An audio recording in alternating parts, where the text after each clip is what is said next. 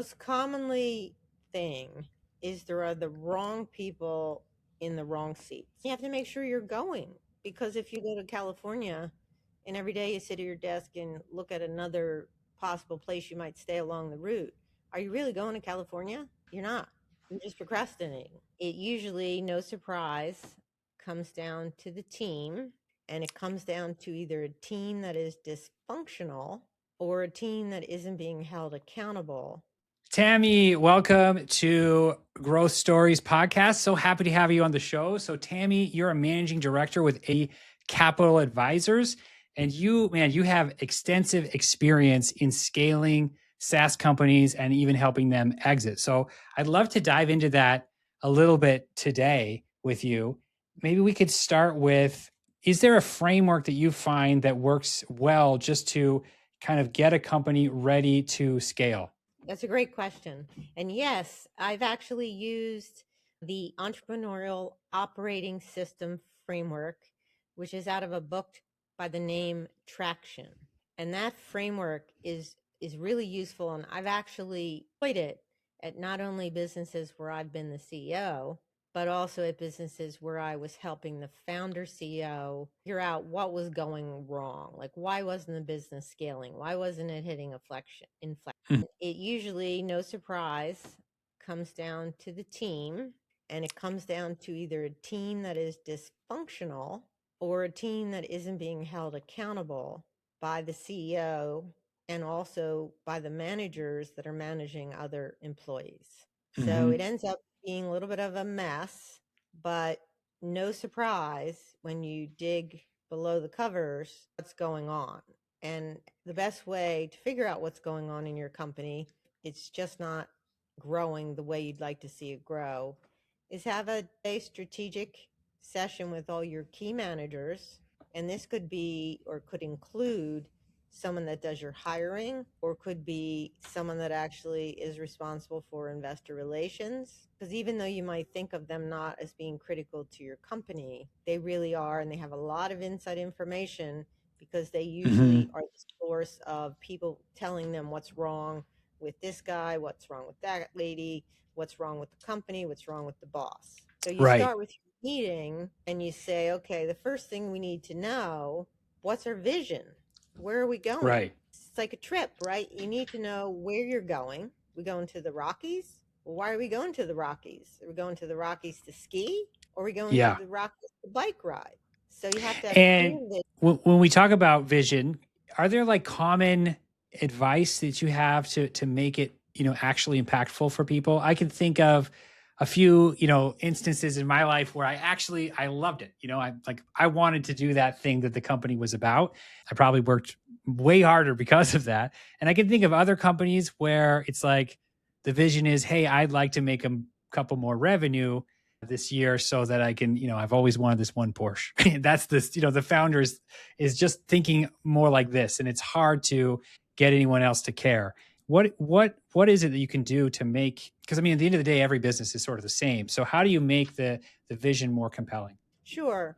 Well, the first thing you have to figure out is, are the people who are traveling with you to wherever you've set out for, do they actually get your vision? Do they understand it? Do they want that vision? If I'm a person who cares about sustainability and you're a person who uses plastic all the time because you couldn't care less, then how thrilled are you going to be to work with a company that only cares about sustainability above profits? You're not. And the other thing too is, do you have the capacity to learn a particular business or sit in a particular seat? You might be in a financial role and you're really interested in operations. So you get operations, you want the business to operate efficiently and effectively, but you're not in that seat. You're doing financials, accounting, and you can't balance your checkbook, right? Wrong seat. Yeah. Great. So, okay, those are good tips. And so after you have a vision, what happens next? Well, the vision is also, are we going to disrupt a market, or are we going to have a niche product or service, or are we going to try to address an unmet need? So are we going to be a low cost provider? So that vision has to be tangible. There has to be core values around the vision. What are we trying to do? Are we trying to help the planet. We're trying to help our employees. We're going to try to help the customers. Who we try to help. And then once we figure that out, we say, well, who are the best people to execute this vision? To the point about the accountant who can bounce the checkbook and they don't really want to be in an accounting position. Well, that's not the best person to either be in that position or maybe not even to be on your team. So do your goals and values align with the leadership of the company? Because they need to align so that we have no drama, no dysfunction. And that's really critical. Makes sense. So you're starting with a vision, you're making sure it aligns with everybody's like individual desires that somehow that connects to them.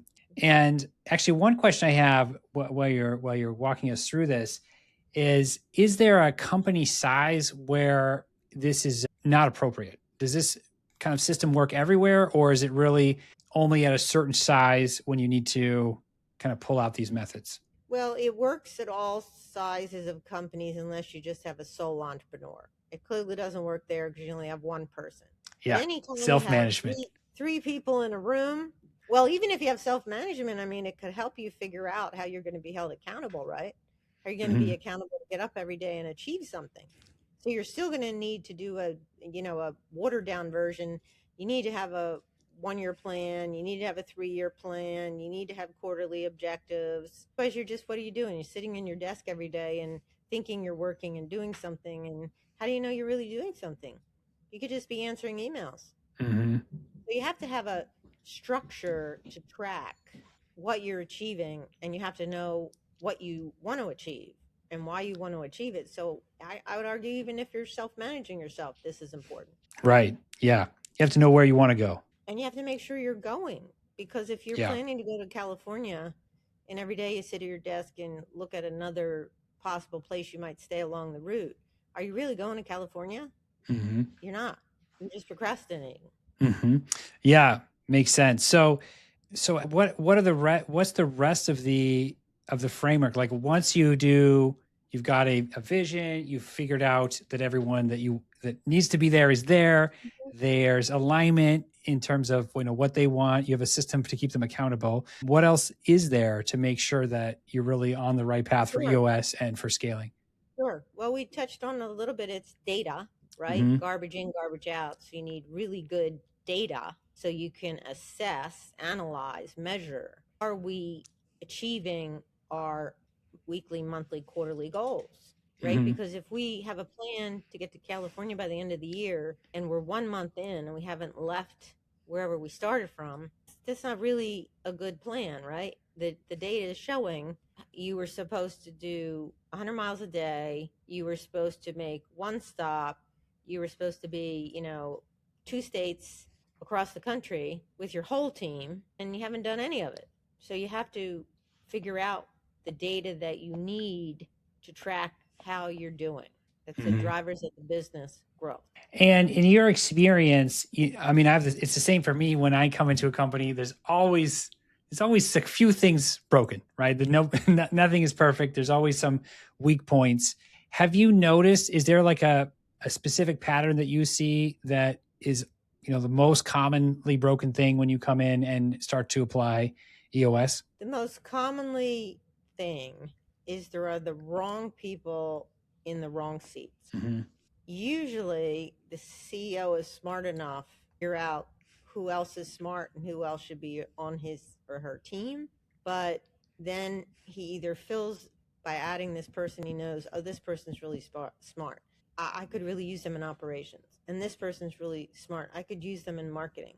So he's figured out that, yes, he wants these people on his team and they're really smart, but then they're not in the correct seats.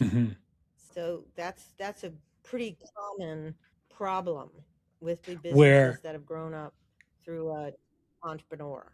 So you're saying that their company has succeeded in hiring talented people, and then it's putting them in not the best roles for what they're capable of. Or what they want to do. See, yeah. Right? It's like, if you're the CEO and I want to work with you because I really think you're super smart and you're going to be successful, I'll do anything that you want me to do, right? You want me to do sales marketing? Yeah, I'll do sales marketing. But I'm a financial nerd. You really shouldn't be doing sales and marketing. Mm-hmm. Yeah, I'm just thinking of a company I recently was working with, and they moved someone from customer service into like running all of marketing because they had high trust with the CEO, but no experience in that area.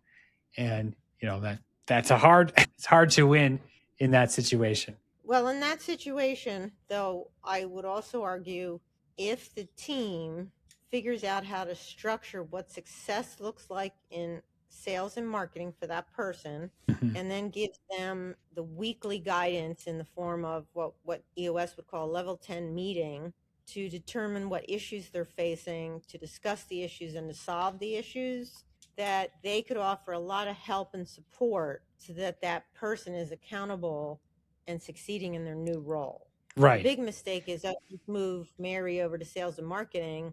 She's over there saying, How do I I do don't know how to this? do this. Yeah. And she starts, Is it, am I talking doing it AI. right?